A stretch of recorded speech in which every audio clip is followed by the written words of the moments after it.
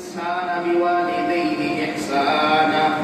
ও পৃথিবীর মানুষ, আমি আল্লাহ ওসিয়ত করতেছি তোমার বাবা মায়ের ব্যাপারে ইহসান করা। কেন ইহসান করবা, কেন ইহসান করবা? আল্লাহ এর পরের অংশে বলেন, আমানাতু উম্মুহু কুরহা ওয়া ওয়াদাআতহু কুরহা। আল্লাহ তাআলা বলেন, ও বান্দা, তোমার মা পৃথিবীতে আসার এই সময় পর্যন্ত দুইবার কষ্ট করে। কয়বার? দুইবার। আল্লাহ তাআলা বলেছেন, হামালাতহু উম্মুহু কুরহা। তোমার মা তোমাকে যতদিন গর্ভে ধারণ করে কষ্ট করে, এক নাম্বার কষ্ট। গর্ভে ধারণ করলো, এটা তার এক নাম্বার কষ্ট। দুই নাম্বার কষ্ট, ওয়া ওয়াদাআতহু কুরহা। আবার যখন তুমি পৃথিবীতে আগমন করবে, তার প্রসব বেদনার যেই কষ্ট হয়, এই দুইটা বড় কষ্ট তোমার মা করে। তাহলে ইহসান কেন আমি করব? আল্লাহ এর কারণ বলে দিচ্ছেন। মায়ের পক্ষ থেকে মায়ের ব্যথাগুলোর কথা আল্লাহ বলে দিচ্ছেন। পৃথিবীর কোন মা সাধারণত এত সহজে সন্তানকে এটা বলে কোটা দেন না যে তোমাকে আমি এতদিন গর্ভে ধারণ করেছি, এত কষ্ট করে তোমাকে আমি জন্ম দিয়েছি, এই কোটা দেন না। তাই আল্লাহ মায়ের পক্ষ থেকে বলতেছেন যে, ও মা, তোমার বলা লাগবে না, আমি বলে দিচ্ছি যে তুমি তোমার সন্তানকে গর্ভে ধারণ করে একবার কষ্ট করলে, আর আরেকবার যখন তাকে জন্ম দিবে, এই সময়টায় প্রসব বেদনার কষ্ট তুমি করবে। এরপরে আল্লাহ তাআলা আরো বলতেছেন, ওয়া হামলুহু ওয়া ফিসালুহু 30 শাহরা। ও বান্দা, তোমার মা তোমার জন্য তার 3টা বছর নষ্ট করে। কয়টা বছর?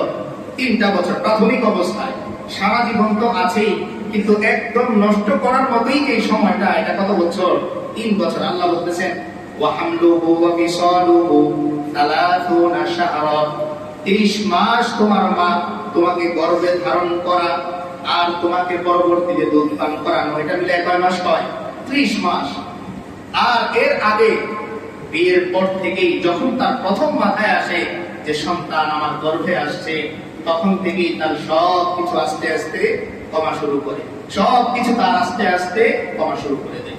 এই 30 মাস, 3 বছর নয়, 30 মাস সময় মা কি করে? সন্তানের জন্য নষ্ট করে দেয়।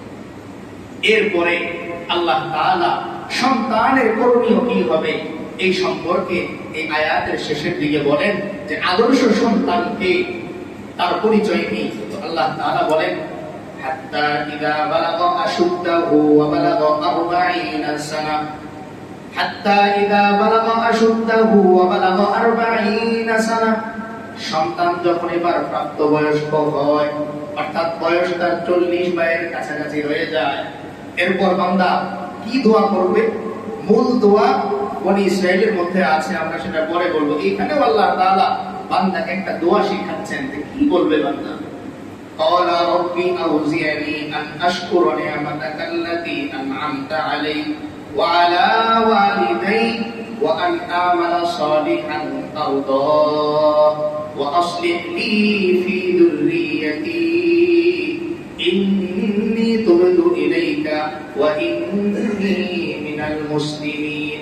আল্লাহ তাআলা বলেন, সন্তান যখন পূর্ণ বয়সে পৌঁছায় তখন সে বলে, রব্বি, ও আমার রব, আউজিয়ানি, আপনি আমাকে সুযোগ দেন, আন আশকুরা নিয়ামাতাকাল্লাতী আনআমতা আলাইহি, আপনি আমাকে যে নিয়ামত দান করেছেন, অর্থাৎ একজন পিতৃ এবং মাতৃ পরিচয় আমাকে তৈরি করলেন, এর উপর যেন আমি আপনার কৃতজ্ঞতা আদায় করতে পারি। 1 নাম্বার। 2 নম্বরে, ওয়া আলা ওয়ালিদাই, এবং আমার পিতা এবং মাতার উপর আপনি যেই নিয়ামত দান করলেন, অর্থাৎ যেই ধৈর্য আপনি দিলেন, যেই ধৈর্যের কারণে যেই বাবা প্রচন্ড রাগী ছিল, এখন সন্তান হওয়ার কারণে তার রাগ সে কন্ট্রোল করে। যেই মায়ের প্রচন্ড রাগ ছিল, শরীরের মধ্যে একটু পানি ছিটা দিলে যার মাথায় রাগ উঠতো, এখন সন্তান প্রস্রাব করে তার কাপড় ভিজিয়ে দেয়, ওই মায়ের বিন্দু পরিমাণ রাগ মাথার মধ্যে আসে না। তাহলে আল্লাহ তাআলা স্মরণ করিয়ে দিচ্ছেন, ও বান্দা, একটু খেয়াল করে দেখো, তোমার মা সম্পর্কে একটু খোঁজ নাও, যে বিয়ের আগে তার বাবা বা মা যখন বলতো এটা একটু করে দাও, রাগ উঠে যেত, আমি কি এইবারে চাকরানি? কিন্তু এই মাই যখন তার সন্তান চলে আসে, এই সন্তানের ময়লা কাপড়গুলো, সংসারের রান্না বান্না সব কিছু সে করে, শুধুমাত্র তার সন্তানের চেহারার দিকে তাকিয়ে সে সারাদিনের সব কষ্ট বলে থাকে। সারাদিন পরিশ্রম করে যখন সন্তানকে নিয়ে রাত্রেবেলা সে ঘুমাতে যায়, সারা রাত বাচ্চাটা কান্না করে, মা এক মুহূর্তের জন্য চোখ লাগান না যে কখন আমার বাচ্চার ক্ষুধা লাগে, কখন তাকে দুধ খাওয়াতে হবে।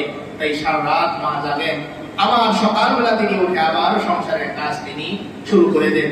এভাবে বছরের পর বছর কেটে যায়, কোনদিন মা সন্তানকে এই কথা বলেন না যে তুমি না আসলেই তো ভালো হতো, একটু আরামে ঘুমাতে পারতাম। কোনদিন মা বলেন।